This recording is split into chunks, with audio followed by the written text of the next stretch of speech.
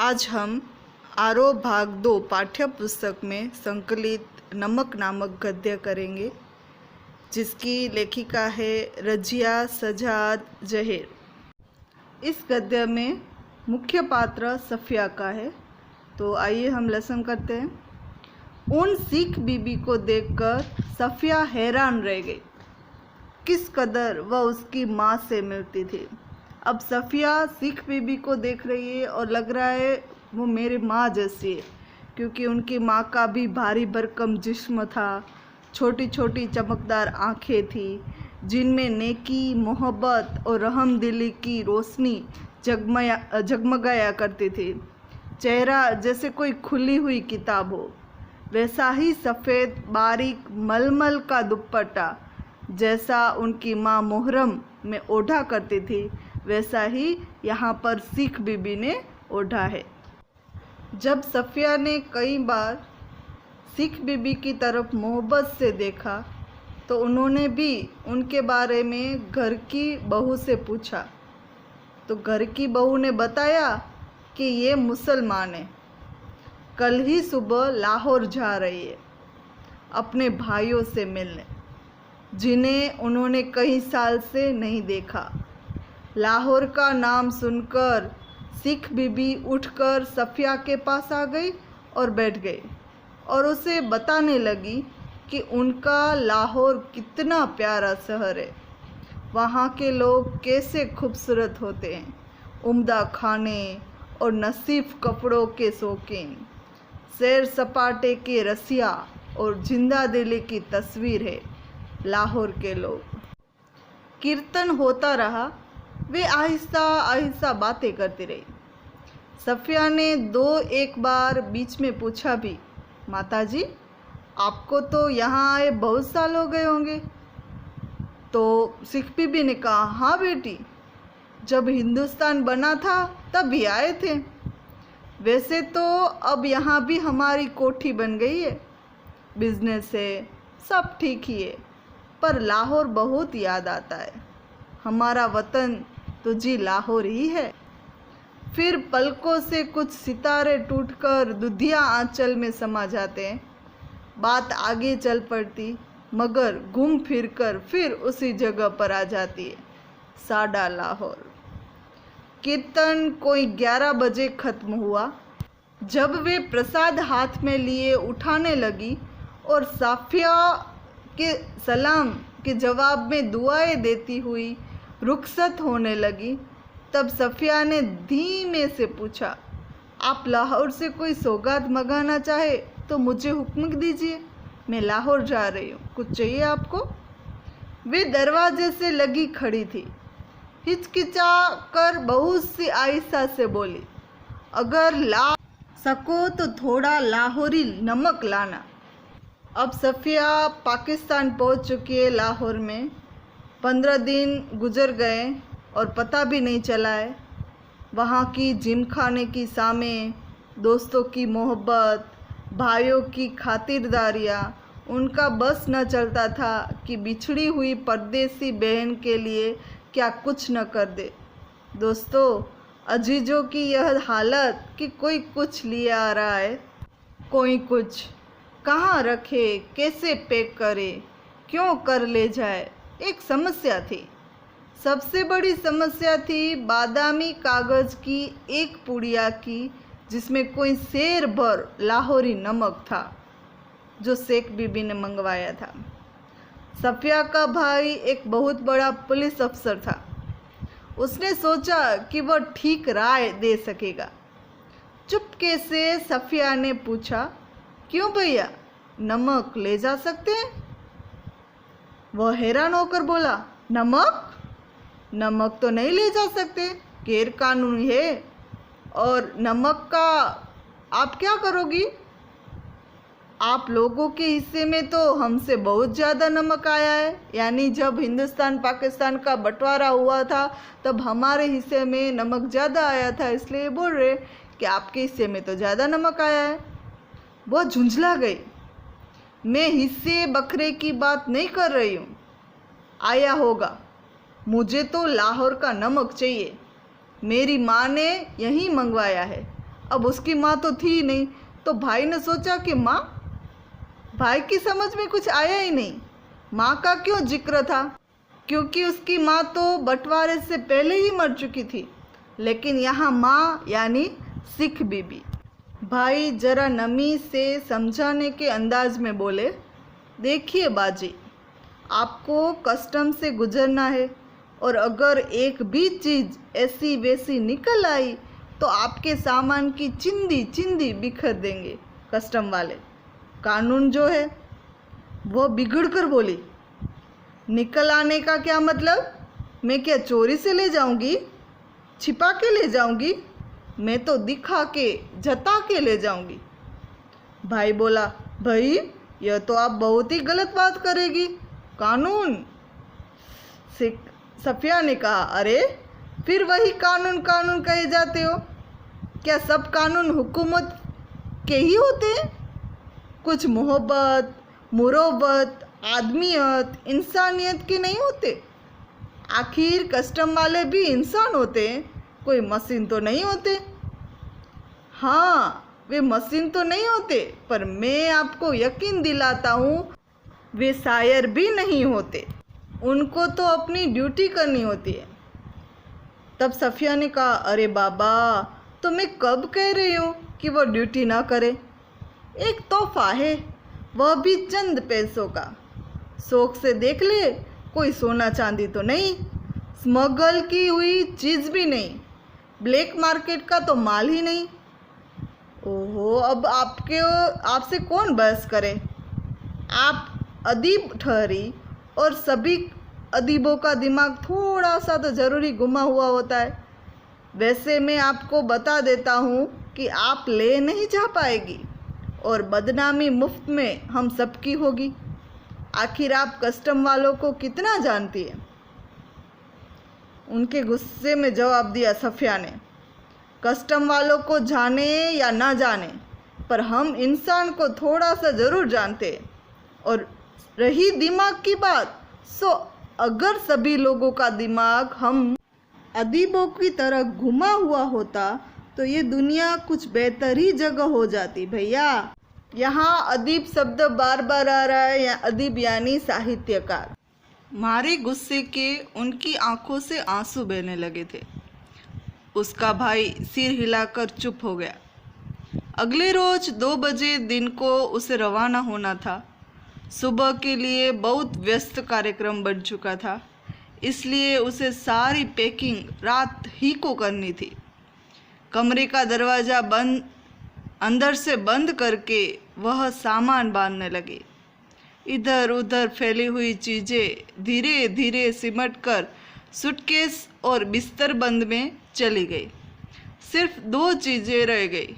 एक तो वह छोटी सी टोकरी जिसमें किन्नू थे, एक दोस्त का तोहफा, संतरे और माल्टे को मिलाकर पैदा किया गया फल, उसको किन्नू बोलते।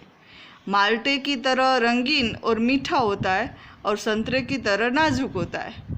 और दूसरी चीज़ थी नमक की पुड़िया।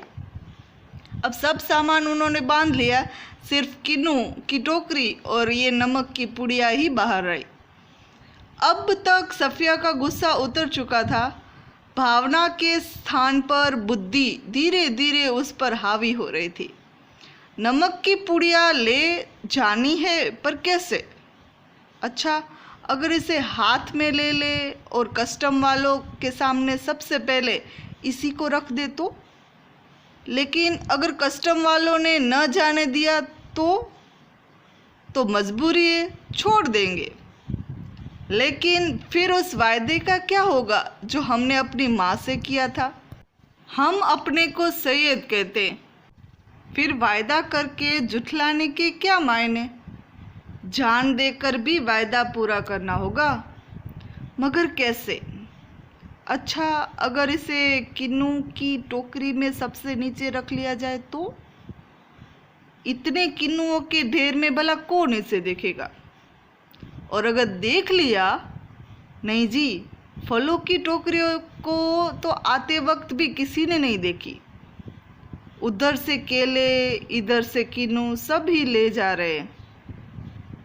यही ठीक है। फिर देखा जाएगा। उसने किन्नू कालीन पर उलट दिए, टोकरी खाली की और नमक की पुड़िया उठाकर टोकरी की तह में रख दी।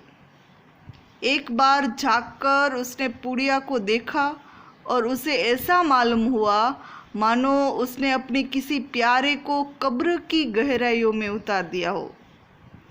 कुछ देर उकड़ू बैठी वह पुड़िया को तकती रही, उन कहानियों को याद करती रही जिन्हें वह अपने बचपन में अम्मा से सुना करती थी, जिनमें शहजादा अपनी रान चीरकर हीरा छिपा ले जाता था और देवों, खौफनाक भूतों तथा राक्षसों के सामने से होता हुआ सरहदों से गुजर जाता था। इस जमाने में ऐसी कोई तरकीब नहीं हो सकती थी, वरना वह अपना दिल चीरकर उसमें नमक छिपाकर ले जा सकती। फिर वह किन्नुओं को एक एक करके टोकरी में रखने लगी, पुड़िया के इधर उधर, आसपास और फिर ऊपर, यहाँ तक कि वह बिल्कुल छिप गई। आश्वस्त होकर उसने हाथ झाड़े, सूटकेस पलंग के नीचे खिसकाया, टोकरी उठाकर पलंग के सराहने रखी और लेटकर दोहर ओढ़ ली। रात को तकरीबन 1:30 बजे थे। मार्च की सुहानी हवा खिड़की की जाली से आ रही थी। बाहर चांदनी साफ और ठंडी थी। खिड़की के करीब लगा चंपा का एक घना दरख्त सामने की दीवार पर पत्तियों के अक्स लहरा रहा था। अक्स यानी प्रतिबिंब। कभी किसी तरफ से किसी की दबी हुई खांसी की आहट, दूर से किसी कुत्ते के भौंकने या रोने की आवाज़, चौकीदार की सीटी और फिर सन्नाटा। यह पाकिस्तान था। यहाँ उनके 3 सगे भाई थे, बेशुमार चाहने वाले दोस्त थे, बाप की कब्र थी, नन्हे नन्हे भतीजे भतीजियाँ थी जो उससे बड़ी मासूमियत से पूछते, फूफी जान आप हिंदुस्तान में क्यों रहती है जहाँ हम लोग नहीं आ सकते। उन सबके और सफ़िया के बीच में एक सरहद थी और बहुत ही नोकदार लोहे की छड़ों का जंगला जो कस्टम कहलाता था। कल वह लाहौर से चली जाएगी, हो सकता है साल भर बाद फिर आए। 1 साल से पहले तो वह आ भी नहीं सकती थी और यह भी हो सकता था कि अब कभी ना आ सके। उसकी आंखें आहिस्ता आहिस्ता बंद होने लगी। फिर उसे एक सफ़ेद दुपट्टे का दुधिया आंचल लहराता दिखाई देने लगा, जिस पर यहाँ वहाँ सितारे झिलमिला रहे थे। हमें वहाँ से आए तो बहुत दिन हो गए। यहाँ हमारी कोठी भी है, बिजनेस भी, हम यहाँ बस भी गए हैं, पर हमारा वतन जी लाहौर ही है। फिर दिखा इकबाल का मकबरा, लाहौर का किला, किले के पीछे डूबते हुए सूरज की नारंगी किरणें, आसपास से फैलाता उभरता अंधेरा, उस रंगीन अंधेरे में बहती हुई नरम हवा, उस हवा में रची हुई मोलसीन की खुशबू और मकबरे की सीढ़ियों पर बैठे हुए 2 इंसान सिर झुकाकर चुपचाप उदास जैसे 2 बेजान परछाइयाँ। तो तुम कल चली जाओगी? हाँ। अब कब आओगी? मालूम नहीं, शायद अगले साल, शायद कभी नहीं। अचानक उसकी आंखें खुल गई। ये सब सोते हुए वो देख रही थी, सोच रही थी। शायद उसने मकबरे की सीढ़ियों के नीचे लगी दुब से एक पत्ती तोड़ी थी, जिस पर ठंडी ओस जमनी शुरू हो गई थी। हुआ यह था कि नींद में करवट लेते हुए उसका हाथ किन्नुओं से लबालब भरी टोकरी पर जा पड़ा था। रसीले ठंडे किन्नू जिसको देते वक्त उसके दोस्त ने कहा था, यह हिंदुस्तान पाकिस्तान की एकता का मेवा है। सफ़िया फर्स्ट क्लास में वेटिंग रूम में बैठी थी। दिल्ली तक का किराया उसके भाई ने दे दिया था। वह हाथ में टिकट दबाए वेटिंग रूम में बाहर प्लेटफॉर्म पर टहल रहा था। वह अंदर बैठी चाय की प्याली हाथ में लिए किन्नुओं की टोकरी पर निगाहें जमाए यह सोच रही थी कि आसपास इधर उधर इतने लोग हैं, लेकिन सिर्फ वही जानती है कि टोकरी की तह में किन्नुओं के नीचे नमक की पुड़िया है। जब उसका सामान कस्टम पर जांच के लिए बाहर निकाला जाने लगा तो उसे एक झिरझिरी सी आई और एकदम से उसने फैसला किया कि मोहब्बत का यह तोहफा चोरी से नहीं जाएगा। नमक कस्टम वालों को दिखाएगी ही वह। उसने जल्दी से पुड़िया निकाली और हैंडबैग में रख दी, जिसमें उसका पैसों का पर्स और पासपोर्ट आदि थे। जब सामान कस्टम से होकर रेल की तरफ चला तो वह एक कस्टम अफसर की तरफ बढ़ी। ज़्यादातर मेजें खाली हो चुकी थी, एक दो पर इक्का दुक्का सामान रखा था। वहीं एक साहब खड़े थे, लंबा कद, दुबला पतला जिस्म, खिचड़ी बाल, आँखों पर ऐनक। वे कस्टम अफसर की वर्दी पहने तो थे, मगर उन पर वह कुछ जच नहीं रही थी। सफ़िया कुछ हिचकिचाकर बोली, मैं आपसे कुछ पूछना चाहती हूँ। उन्होंने नज़र भर कर उसे गौर से देखा और बोले, फरमाइए। उनकी लहजे ने सफ़िया की हिम्मत बढ़ा दी। आप कहाँ के रहने वाले हैं? उन्होंने कुछ हैरान होकर उसे फिर गौर से देखा। मेरा वतन दिल्ली है। आप भी तो हमारी ही तरफ से मालूम होती है। अपने अजीजों से मिलने आई होगी। जी हाँ, मैं लखनऊ की हूँ। अपने भाइयों से मिलने आई थी। वे लोग इधर आ गए हैं। आपको भी तो शायद इधर आए। जी, जब पाकिस्तान बना था तब भी आए थे, मगर हमारा वतन तो दिल्ली ही है। सफ़िया ने हैंडबैग मेज पर रख दिया और नमक की पुड़िया निकालकर उनके सामने रख दी और फिर आहिस्ता आहिस्ता रुक रुक कर उनको सब कुछ बता दिया। उन्होंने पुड़िया को धीरे से अपनी तरफ सरका कर शुरू किया। जब सफ़िया की बात खत्म हो गई तब उन्होंने पुड़िया को दोनों हाथों में उठाया, अच्छी तरह लपेटा और खुद सफ़िया के बैग में रख दिया। बैग सफ़िया को देते हुए बोले, मोहब्बत तो कस्टम से इस तरह गुजर जाती है कि कानून हैरान ही रह जाता है। सफ़िया चलने लगी तो वे भी खड़े हो गए और कहने लगे, जामा मस्जिद की सीढ़ियों को मेरा सलाम कहिएगा और उन खातून को यह नमक देते वक्त मेरी तरफ से कहिएगा कि लाहौर अभी तक उनका वतन है और दिल्ली मेरा। तो बाकी सब रफ्ता रफ्ता ठीक हो जाएगा।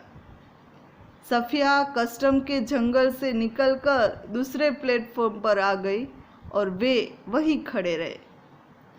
प्लेटफॉर्म पर उसके बहुत से दोस्त, भाई, रिश्तेदार थे। हसरत भरी नज़रों, बहते हुए आंसुओं, ठंडी सांसों और बीचे हुए होठों को बीच में से काटती हुई रेल सरहद की तरफ बढ़ी।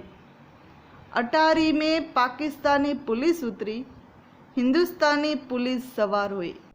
कुछ समझ में नहीं आता था कि कहाँ से लाहौर ख़त्म हुआ और किस जगह से अमृतसर शुरू हो गया। एक ज़मीन थी, एक ज़बान थी, एक सी सूरतें और लिबास, एक सा लबो लहजा मीन्स बोलचाल का तरीका और एक सा अंदाज। गालियाँ भी एक सी ही थी, जिसमें दोनों बड़े प्यार से एक दूसरे को नवाज रहे थे। बस मुश्किल सिर्फ इतनी थी कि भरी हुई बंदूकें दोनों के हाथों में थी। अमृतसर के कस्टम वाले फर्स्ट क्लास वालों के सामान की जांच उनके डिब्बे के सामने ही कर रहे थे। सफिया का सारा सामान देखा जा चुका तो वह उन नौजवान कस्टम अफसर की ओर बढ़ी और बातचीत और सूरज से बंगाली लगते थे। कहा, देखिए मेरे पास नमक है, थोड़ा सा। फिर उसने हैंडबैग खोला और वह पुड़िया उनकी तरफ बढ़ाते हुए, अटकते, झिझकते, हिचकिचाते हुए उनको सब कुछ कह सुनाया। उन्होंने सिर झुका लिया था, सुनते रहे।